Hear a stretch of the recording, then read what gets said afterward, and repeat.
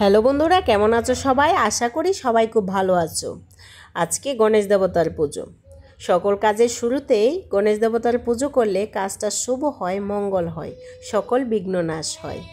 আমরাও কি সুন্দর করে গণেশ দেবতার পুজো করছি। গণেশ দেবতার সবচেয়ে প্রিয় ভোগ হচ্ছে মোদকার লাড্ডু। সেই লাড্ডুর রেসিপি আজকে তোমাদের সাথে শেয়ার করব।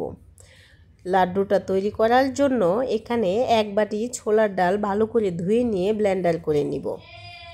ব্লেন্ডার করা হয়ে গেছে, দেখো। এখন আরও লাগবে নারিকেলের গুঁড়ো, কিশমিশ, কাঠবাদাম, পেস্তা বাদাম, কাজু বাদাম আর ঘি। ব্লেন্ডার করা ডালটার মধ্যে 1 চিমটি লবণ দিয়ে বড়ার আকারে ভেজে নিব। এখন বড়াগুলিকে ব্লেন্ডার করে নিব। দেখতে এরকম হবে, দেখো। এখন একটা কড়াই বসিয়ে এর মধ্যে ঘি দিয়ে একে একে সবগুলি বাদাম ভেজে নিব।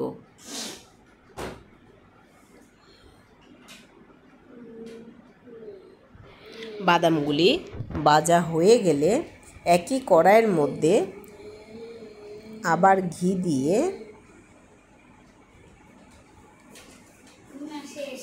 ব্লেন্ডার করা ডালটা ভেজে নিব।